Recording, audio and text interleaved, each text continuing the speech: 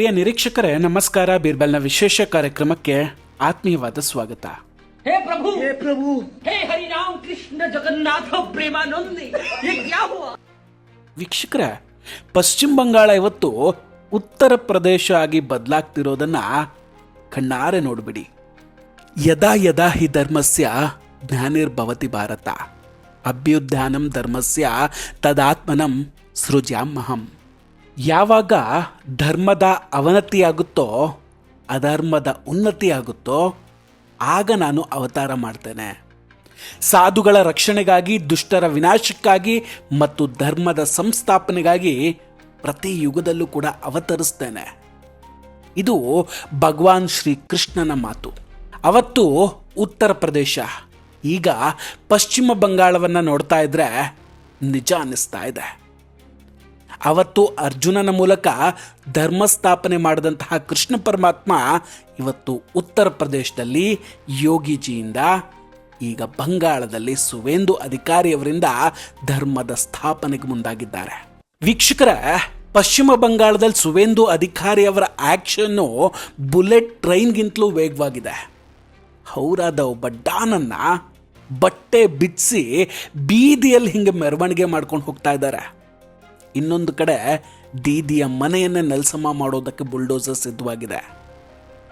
ಮತ್ತೊಂದು ಕಡೆ CBIಗೆ ಹೆದರಿ ಅಭಿಷೇಕ್ ಪರಾರಿಯಾಗುವ ಹಂತದಲ್ಲಿದ್ದಾರೆ. ಬಂಗಾಳದಲ್ಲಿ ಆಕ್ಷನ್ ಹೆಂಗೆ ನಡೀತಾ ಇದೆ ಅನ್ನೋದನ್ನ ಡಿಟೇಲ್ ಆಗಿ ಮಾತಾಡ್ತಾ ಹೋಗ್ತೀನಿ. ವಿಡಿಯೋವನ್ನು ಕೊನೆವರೆಗೂ ಮಿಸ್ ಮಾಡದೆ ನೋಡಿ. ಇನ್ನೂ ಕೂಡ ನಮ್ಮ ಬೀರ್ಬಲ್ ಚಾನಲನ್ನು ಸಬ್ಸ್ಕ್ರೈಬ್ ಮಾಡಿಲ್ಲ ಅಂದರೆ ಈ ಕೂಡಲೇ ಸಬ್ಸ್ಕ್ರೈಬ್ ಮಾಡಿ ಹಾಗೂ ಬೆಲ್ ಐಕಾನನ್ನು ಕ್ಲಿಕ್ ಮಾಡಿ. ವೀಕ್ಷಕರೇ, ಇದು UP ಮಾಡೆಲ್ ಅಲ್ಲ, ಬಂಗಾಳದ ಮಾಡೆಲ್ ಅಥವಾ ಸುವೇಂದು ಅಧಿಕಾರಿಯವರ ಪರ್ವ.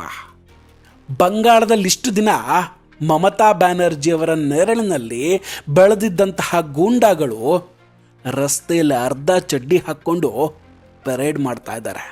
ಒಂದು ಕಡೆ ಭ್ರಷ್ಟಾಚಾರದ ವಿರುದ್ಧ ಬುಲ್ಡೋಸರ್ಗಳು ಸಿದ್ಧವಾಗಿ ನಿಂತಿದ್ರೆ, ಇನ್ನೊಂದು ಕಡೆ TMCಯ ಯುವರಾಜನ ಕೋಟ್ಯಂತರ ರೂಪಾಯಿಗಳ ಅಕ್ರಮ ಆಸ್ತಿಗಳು ಬಯಲಾಗ್ತಾ ಇದೆ. ವೀಕ್ಷಕರೇ, ಬಂಗಾಳದ ರಸ್ತೆಗಳಲ್ಲಿ ಇವತ್ತು ವಿಚಿತ್ರ ಮತ್ತು ಆಶ್ಚರ್ಯದ ದೃಶ್ಯಗಳು ಕಂಡು ಬರ್ತಾ ಇದೆ. ಮಮತಾ ಬ್ಯಾನರ್ಜಿಯವರ ರಕ್ಷಣೆಯಲ್ಲಿದ್ದಂತಹ ಗೂಂಡಾಗಳನ್ನು ಪಶ್ಚಿಮ ಬಂಗಾಳ ಪೊಲೀಸರು ಈಗ ರಸ್ತೆಯಲ್ಲಿ ನಡೆಸ್ಕೊಂಡು ಹೋಗ್ತಾ ಇದ್ದಾರೆ. ಒಂದು ಕಾಲದಲ್ಲಿ ಸೂಟು ಬೂಟು ಧರಿಸ್ಕೊಂಡು ಮೆರಿತಾ ಇದ್ದಂತಹ ಲುಂಗಿ ಗ್ಯಾಂಗ್ ಅಪರಾಧಿಗಳ ಸ್ಥಿತಿ ಇವತ್ತಿದು ನೋಡಿ. ಶಮೀಮ್ ಅಹಮದ್ ಇವನನ್ನು ಪಶ್ಚಿಮ ಬಂಗಾಳ ಪೊಲೀಸರು ಬೀದಿಯಲ್ಲಿ ಪರೇಡ್ ಮಾಡಿಸ್ತಾ ಇದ್ದಾರೆ. ಸನ್ನಿ ಮುಲ್ಲಾ, ಸಂಕರ್ನ ಚೋಟಾ ಡಾನ್, ಈತನ ಸೊಕ್ಕು ಕೂಡ ಈಗ ಅಡಗಿ ಹೋಗಿದೆ.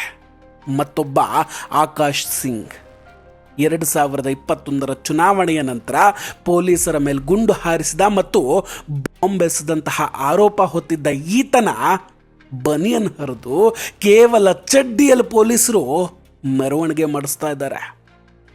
ಪಶ್ಚಿಮ ಬಂಗಾಳದ ಪೊಲೀಸರು ಇಂತಹದ್ದೊಂದು ಗಳಿಗೆಗಾಗಿ, ಇಂತಹದ್ದೊಂದು ಕ್ಷಣಕ್ಕಾಗಿ ಸುಮಾರು 50 ವರ್ಷಗಳಿಂದ ಕಾಯ್ತಾ ಇದ್ರು. ಆ ಸಮಯ ಈಗ ಬಂದಿದೆ. ಬಂಗಾಳದಲ್ಲಿ ಈಗ ಸುವೇಂದು ಅಧಿಕಾರಿಯವರು ಯೋಗಿ ಆದಿತ್ಯನಾಥ್ ಅವರ ಮಾಡೆಲ್ ಅನ್ನ ಕಂಪ್ಲೀಟ್ ಆಗಿ ಫಾಲೋ ಮಾಡ್ತಾ ಇದ್ದಾರೆ. ಉತ್ತರ ಪ್ರದೇಶದಲ್ಲಿ ಹೇಗೆ ಅಪರಾಧಿಗಳ ಆಸ್ತಿಗಳ ಮೇಲೆ ಬುಲ್ಡೋಸರ್ ಆಕ್ಷನ್ ನಡೀತಾ ಇತ್ತೋ, ಹಾಗೆ ಬಂಗಾಳದಲ್ಲಿ ಕೂಡ ಅಕ್ರಮ ಆಸ್ತಿಗಳ ವಿರುದ್ಧ ಕ್ರಮ ಶುರುವಾಗಿದೆ. ಕಾಲ ಹೇಗೆ ಬದಲಾಗುತ್ತೆ ನೋಡಿ. ಹಿಂದೆ TMC ನಾಯಕರು BJP 10,000 ರೂಪಾಯಿ ಕೊಟ್ಟರೂ ಕೂಡ ನಾವು ಅವ್ರಿಗೆ ವೋಟ್ ಹಾಕೋದಿಲ್ಲ ಅಂತ ಹೇಳ್ತಿದ್ರು. ಆದರೆ ಇವತ್ತು ಅದೇ TMC ಬೆಂಬಲಿಗ ಮಹಿಳೆಯರು ಕೇಂದ್ರ ಸರ್ಕಾರದ ಅನ್ನಪೂರ್ಣ ಯೋಜನೆ ಮತ್ತು 3,000 ರೂಪಾಯಿಗಳ ಯೋಜನೆಗೆ ಕ್ಯೂನಲ್ಲಿ ನಿಂತ್ಕೊಂಡಿದ್ದಾರೆ. ವೀಕ್ಷಕರೇ, ಸುವೇಂದು ಅಧಿಕಾರಿಯವರು ಅಧಿಕಾರಕ್ಕೆ ಬಂದ ಕೇವಲ 15 ದಿನಗಳಲ್ಲಿ ಮಾಡಿರೋ ಕೆಲಸಗಳಿದೆಯಲ್ಲ, ನಿಜಕ್ಕೂ ಅಚ್ಚರಿ ಮೂಡಿಸ್ತಾ ಇದೆ. ಬಂಗಾಳದ ಪೊಲೀಸರು ಹ್ಯೂಮನ್ ರೈಟ್ಸ್ಗೆ ರೆಸ್ಪೆಕ್ಟ್ ಕೊಡ್ತಾನೆ ಅಪರಾಧಿಗಳಿಗೆ ತಕ್ಕ ಶಾಸ್ತಿ ಮಾಡ್ತಾ ಇದ್ದಾರೆ. ಅಕ್ರಮವಾಗಿ ನಿರ್ಮಿಸಲಾದಂತಹ ಕಟ್ಟಡಗಳಿಗೆ ನೋಟಿಸ್ ಕೊಡಲಾಗ್ತಿದೆ. ಡೆಡ್ಲೈನ್ ಮುಗಿದ ನಂತರ ಆಕ್ಷನ್ ಶುರುವಾಗ್ತಾ ಇದೆ. ಇನ್ನೊಂದು ಬಂಗಾಳದ ಯುವರಾಜ ಅಭಿಷೇಕ್ ಬ್ಯಾನರ್ಜಿ. ಸುವೇಂದು ಅಧಿಕಾರಿಯವರು ಅಭಿಷೇಕ್ ಬ್ಯಾನರ್ಜಿ ಅವರ 43 ಅಕ್ರಮ ಆಸ್ತಿಗಳ ಪಟ್ಟಿಯನ್ನು ಈಗ ರೆಡಿ ಮಾಡ್ತಾ ಇದ್ದಾರೆ. ಈ ಆಸ್ತಿಗಳು ಅಭಿಷೇಕ್ ಅವರ ಸಂಬಂಧಿಕರು, ಸ್ನೇಹಿತರು ಮತ್ತು ಅವರ ಪತ್ನಿಯ ಮನೆಯವರ ಹೆಸರಲ್ಲಿದೆ ಅಂತ ಹೇಳಲಾಗ್ತಾ ಇದೆ ಈಗ. ವೀಕ್ಷಕರೇ, ಈ ಅಭಿಷೇಕ್ ಬ್ಯಾನರ್ಜಿಯನ್ನ ಇನ್ನೊಬ್ಬ ಕೇಜ್ರಿವಾಲ್ ಅಂತ ಕೂಡ ಹೇಳ್ಬೋದು. ಇವ್ರ ಮನೆಯ ಇಂಟೀರಿಯರು, ಪೀಠೋಪಕರಣ, ಅಲಂಕಾರಕ್ಕೆ ಅಂತ ಪ್ರತಿ ಫ್ಲೋರ್ಗೆ ವೀಕ್ಷಕರೇ 100 ಕೋಟಿ ರೂಪಾಯಿ ಹಣವನ್ನು ಖರ್ಚು ಮಾಡಲಾಗಿದೆಯಂತೆ. ಇಟಲಿಯಿಂದ ತರಿಸಿದ ಮಾರ್ಬಲ್ಗಳು, ದುಬೈನಿಂದ ತರಿಸಿದ AC ಕೂಡ ಇದೆಯಂತೆ. ಯಾವಾಗಲೂ ಇವ್ರ ಮನೆ ಮುಂದೆ ದೊಡ್ಡ ಮಟ್ಟದ ಪೊಲೀಸ್ ತುಕಡಿ ಕೂಡ ಇರ್ತಾ ಇತ್ತು. ಆದರೆ ಈಗ ಇವರ Z+ ಸೆಕ್ಯೂರಿಟಿಯನ್ನು ಕೂಡ ಹಿಂತೆಗೆದುಕೊಳ್ಳಲಾಗಿದೆ. ಹಿಂದೆ ಪರಿಸ್ಥಿತಿ ಹೆಂಗಿತ್ತು ಅಂದರೆ ಜನ ಇವರ ಐಷಾರಾಮಿ ಕಟ್ಟಡಗಳ ಫೋಟೋ ತೆಗೆಯೋದಕ್ಕೆ ಕೂಡ ಹೆದರ್ಕೊಳ್ತಾ ಇದ್ರು. ಆದರೆ ಇವತ್ತು ಆ ಪರಿಸ್ಥಿತಿ ಬದಲಾಗಿ ಹೋಗಿದೆ.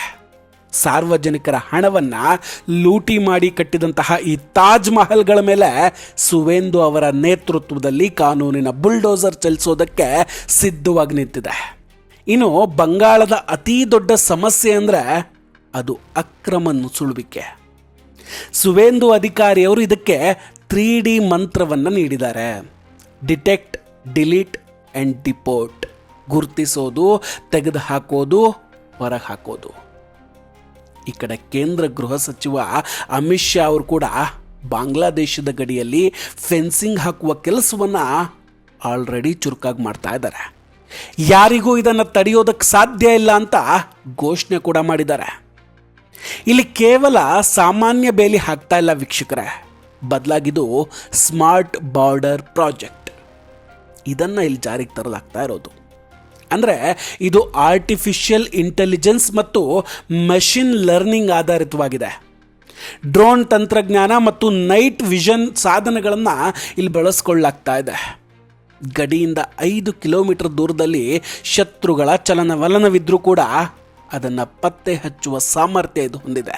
ಇದರ ಜೊತೆಗೆ ಆರ್ಜಿಕರ್ ಪ್ರಕರಣ, ಬಂಗಾಳದಲ್ಲಿ ಇವತ್ತು TMC ಎದುರಿಸ್ತಾ ಇರುವಂತಹ ಆಕ್ರೋಶಕ್ಕೆ ಕೇವಲ ಭ್ರಷ್ಟಾಚಾರ ಕಾರಣ ಅಲ್ಲ, ಬದಲಾಗಿ ಅವರ ನೈತಿಕ ಪತನವೂ ಕೂಡ ಕಾರಣ ಆಗಿದೆ.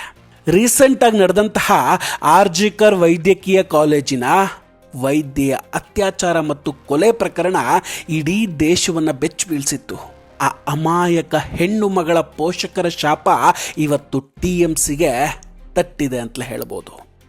ಇದರ ಜೊತೆ ಮಾಲ್ಡಾ ಘಟನೆಯಲ್ಲಿ ಮ್ಯಾಜಿಸ್ಟ್ರೇಟ್ಗಳ ಮೇಲೆ ನಡೆದಂತಹ ಹಲ್ಲೆ ಮತ್ತು ಲಿಂಚಿಂಗ್ ಯತ್ನದ ಬಗ್ಗೆ ಕೂಡ ಈಗ NIA ತನಿಖೆ ನಡೆಸ್ತಾ ಇದೆ. ಈ ಪ್ರಕರಣದ ಚಾರ್ಜ್ ಶೀಟ್ನಲ್ಲಿ ಮಮತಾ ಬ್ಯಾನರ್ಜಿ ಹಾಗೂ ಅಭಿಷೇಕ್ ಬ್ಯಾನರ್ಜಿ ಹೆಸರು ಬರೋದು ಕೂಡ ಪಕ್ಕಾ ಅನ್ನಿಸ್ತಾ ಇದೆ. ಒಂದು ವೇಳೆ ಹಾಗೇನಾದರೂ ರಾಷ್ಟ್ರ ವಿರೋಧಿ ಚಟುವಟಿಕೆಗಳ ಹೆಸರು ಬಂದರೆ ಅವರ ರಾಜಕೀಯ ಜೀವನಕ್ಕೆ ತುಂಬ ದೊಡ್ಡ ಹೊಡೆತ ಅಂತೂ ಬೀಳುತ್ತೆ. ಒಟ್ಟಿನಲ್ಲಿ ಪಶ್ಚಿಮ ಬಂಗಾಳದಲ್ಲಿ ಈಗ ಬದಲಾವಣೆಯ ಗಾಳಿ ಬೀಸ್ತಾ ಇದೆ ವೀಕ್ಷಕರೇ. ಮಮತಾ ಬ್ಯಾನರ್ಜಿಯವರು ಸಂವಿಧಾನ ಗೆಲ್ಲುತ್ತೋ ಅಥವಾ ಬಂದೂಕು ಗೆಲ್ಲುತ್ತೋ ನೋಡೋಣ ಅಂತ ಹೇಳ್ತಾ ಇದ್ರು. ಈಗ ಬಂಗಾಳದಲ್ಲೂ ಸಂವಿಧಾನವೇ ಗೆಲ್ತಾ ಇದೆ. ವೀಕ್ಷಕರೇ, ಇದೆಲ್ಲದರ ಬಗ್ಗೆ ನಿಮ್ಮ ಅಭಿಪ್ರಾಯ ಏನು? ಪಶ್ಚಿಮ ಬಂಗಾಳದಲ್ಲಿ ಸುವೇಂದು ಅಧಿಕಾರಿ ಅವರ ಈ UP ಮಾಡೆಲ್ಲು ಯಶಸ್ವಿಯಾಗುತ್ತಾ? TMCಯ ಭವಿಷ್ಯ ನಿಜಕ್ಕೂ ಅಂಧಕಾರದಲ್ಲಿದೆಯಾ? ನಿಮ್ಮ ಅನಿಸಿಕೆಯನ್ನು ಕಮೆಂಟ್ ಬಾಕ್ಸ್ನಲ್ಲಿ ತಿಳಿಸಿ. ಈ ವಿಡಿಯೋ ಇಷ್ಟ ಆದರೆ ಲೈಕ್ ಮಾಡಿ ಹಾಗೂ ಶೇರ್ ಮಾಡಿ. ಇನ್ನೂ ಕೂಡ ನಮ್ಮ ಬೀರ್ಬಲ್ ಚಾನಲನ್ನು ಸಬ್ಸ್ಕ್ರೈಬ್ ಮಾಡಿಲ್ಲ ಅಂದರೆ ಈ ಕೂಡಲೇ ಸಬ್ಸ್ಕ್ರೈಬ್ ಮಾಡಿ ಹಾಗೂ ಬೆಲ್ ಐಕಾನನ್ನು ಕ್ಲಿಕ್ ಮಾಡಿ. ನಮಸ್ಕಾರ, ಟೇಕ್ ಕೇರ್ ಆ್ಯಂಡ್ ಬಾಯ್. ಮತ್ತೆ ಭೇಟಿಯಾಗೋಣ. ಜೈ ಹಿಂದ್.